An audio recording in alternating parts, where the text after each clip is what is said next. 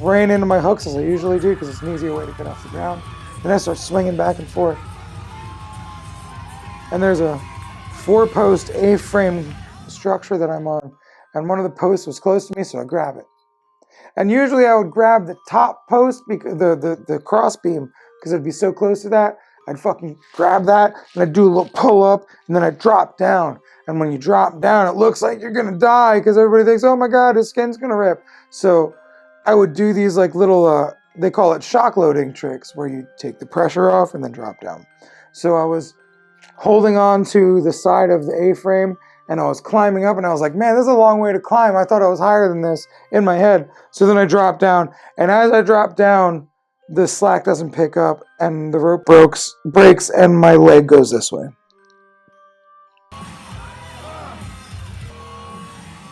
I remember hearing the snap.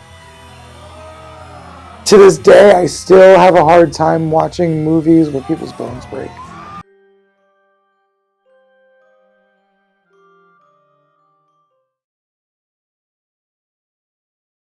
Hello, everyone. I am Robbie Ripoll. I've been a tattooer for almost 30 years.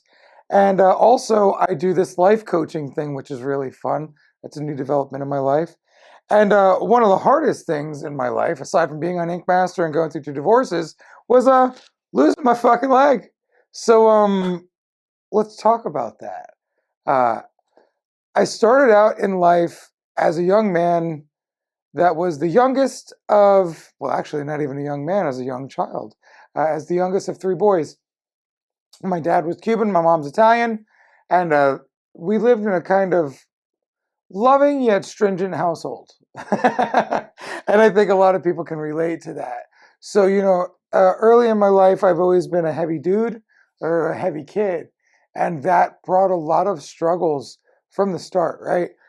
Because being picked on for being fat, being picked last for doing sports, um, having people be behind you and then change their mind. I went through a lot of that inside the house and outside. So I've not really been able to trust people or trust myself as the struggle has gone on, right? So it's been a weird ride, but it's been a beautiful ride because from the start, like I said, it was a loving and stringent household, and there was a lot of love in the household, and there was a lot of room to be given the opportunity to be who you are. My dad was always an artist. He's the one who taught me how to tattoo. So I watched him create art as a way to make a living my whole life. I had a very unorthodox upbringing. So it was interesting to be also corralled in a sense of where my family wanted me to be less out there. I've always been pretty out there. It's pretty fucking normal for me. Hence who I am now. Because it's taken all this time in the years to accept who I am now. Because I've been so out there and I've been so against the grain for so many people over the years that it's been hard to just accept who I am. And I know that's not anything that's uh, foreign to most people. Because accepting who you are is just one of the hardest parts of life, right? And so now, as a 41-year-old man, I realize I've been through a lot of things, some great, some not so great, but also great.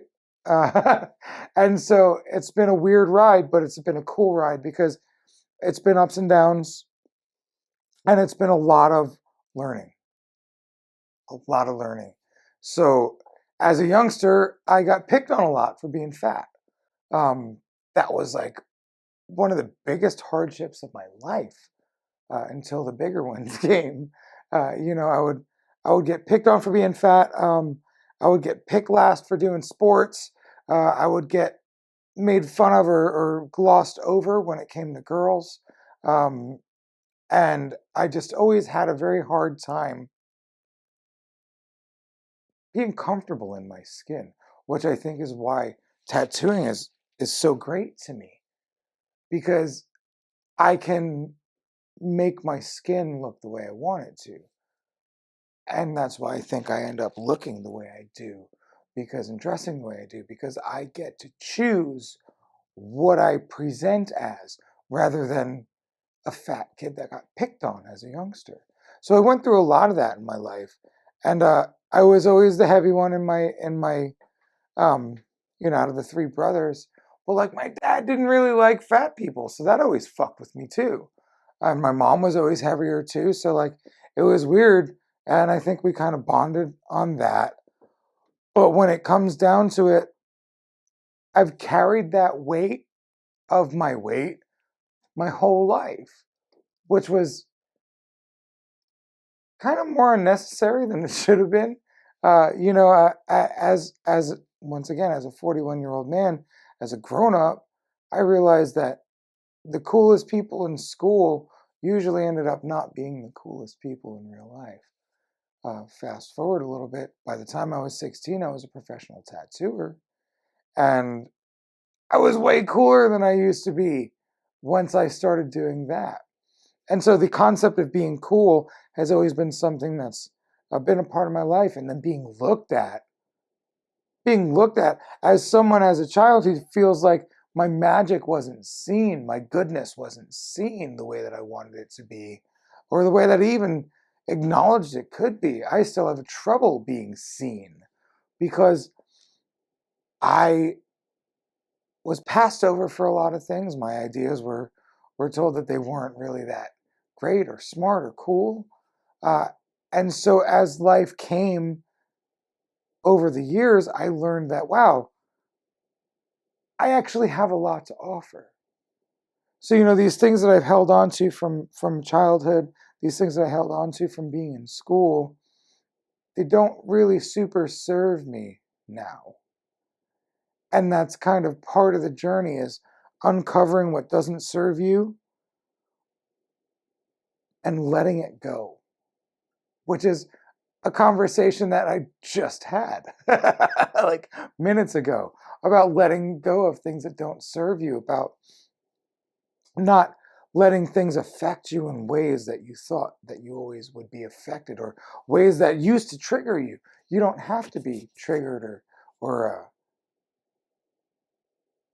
uncomfortable about what happens in your life, because really, this is something I learned on a hallucinogenic trip one time. Nothing fucking matters.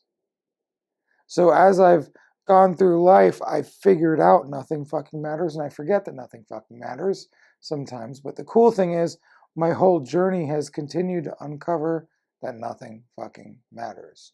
So, as a kid that made really good grades in school, but wasn't so socially, like I was socially accepted, but I didn't get the things I wanted. Like I said, that got picked on for being fat. I got trouble with the girls. And as life went on, those things have continued to affect me. But also, I've learned how to use those things as learning lessons and teachers, which is really fucking cool. So as life has gone on, I remember being an elementary school kid getting dropped off at my dad's tattoo shop. And when they saw that I was getting dropped off there from the bus, and they saw that, and they were like, wow, that's cool. So like, I think I've always attached tattooing to something cool. Um, so at an early age, I realized tattooing was cool. And my dad did tattooing at an early age. And the cool thing was, I remember like he started because some guy named Wizard taught him how to tattoo. Well, really, some guy named Wizard gave him a tattoo. And then he saw the guy do the tattoo, and he's like, oh, I want a tattoo. I can do this. So he ordered the whole tattooing from A to Z kit from the back of a tattoo magazine, and learned how to tattoo, taught himself. So like, my dad taught me how to tattoo. Well, my dad started tattooing at a very early age for me. And then by the time I was about 12, I'd finally like been like, hey, dude, I need to learn. Like I just bothered him so much that he taught me. And he started teaching me with like, doing odd jobs and menial tasks around the shop, a lot of which are not hygienically acceptable anymore, or weren't back then, but we didn't even know. I started learning this shit in the late 90s, and there was dudes tattooing with no gloves in the mid 80s, late 80s, even early 90s. So like, health and safety techniques weren't really important back when I started. Luckily, I'm safe, healthy, and clean, but it took me a lot of doing things wrong to figure out how to do things right. So, I'd do these menial tasks around the shop. I'd make him needles.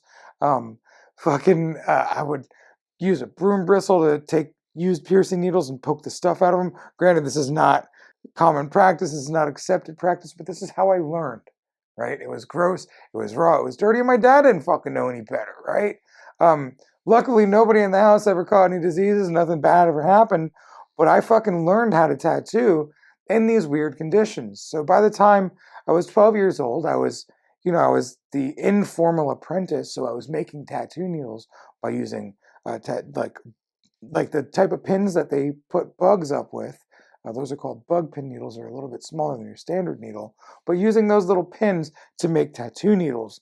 And so I would make tattoo needles, and he didn't even tell me until years later that like I used to fuck them all up, and he would pay me anyway, just because like, hey man, you get to make some money and help dad out. And it's cool that he always just let me kind of learn in those instances with like a softer hand, because my dad was the type to let you hang yourself. So it was very interesting that as a child he was softer on me, and as I got older he was, a little bit more gruff and not always soft on me. He was pretty rough. He was pretty tough. He held us to standards, right, that we had to live up to. But with these certain things, he was kind of softer, and it was really nice. Kind of taught me how to be a good dad to a certain degree. So, I would fucking make these needles, and he would pay me a couple dollars to make these needles, and then it just kept me like wanting to learn and wanting to grow and wanting to progress. But I was so obsessed with tattooing, so obsessed that by the time I'm 12 years old, like I said a couple minutes ago, like he finally gave me the informal apprentice position. So like, wow, I'm learning how to tattoo at like 12-ish years old. So like by the time I'm 16, I was a professional tattooer. I'm not very good at this time. And one of the first tattoos that I did that graduated me from um, being an apprentice to a tattooer was on my first ex-wife, who was my son Jaden's mom. And after that one tattoo, he was like, "All right, you're a tattooer now." And it was like crazy, because I was like, my whole life was like working towards this. And I remember, rewind some, I was in high school at Satellite Beach High School, and one of my teachers, he was a ecology teacher. I walk in, and he goes, "Damn, boy, you big enough to go bear hunting with a switch. I need you on my football team." So I go to join the football team, and I was there for a week. And I was so dedicated to tattooing that I went to coach, and I was like crying and shit. I was like, "Coach, I can't do this, man. I'm sorry. Tattooing's more important." And I went to this on the job training DCT program in school, where I would leave school 4 hours early to go to work at the tattoo shop. Then I would have to drive back to the school to go do football. Like, fucking ran off the road, falling asleep one time after dropping my grandma off, took a fucking mailbox out. So I realized, hey, I can't do this anymore. Tattooing's for me. So I just kept moving towards tattooing. So by the time I was 16, I was a professional tattooer. Before I graduated high school, I was a professional tattooer. And that doesn't mean I was very good. A dude I was friends with, I did a tattoo on his foot slash ankle, and found out like 15 years later that they used to call me the butcher, because like the rumor was he had to have his foot amputated because I fucked his tattoo up so bad. Not truth. I overworked him, and it looked like it was fucking rough. But these are things that happen at the early days of my career, right? So like I learned this, that I have this ability to overwork skin, and I had to be careful. So I kept pushing and pushing and pushing. And tattooing was like the most important thing to me for so many years. When, like I said, 16 years old, I was a professional tattoo artist. I graduated high school at 17. And then I was working for my family in my parents' shop, Ink Doctors, over on Beachside. Then, they decided to move over to Landside. And that was pretty cool, because, like, we renovated the fuck out of this shop. And I worked with my family for over 15 years.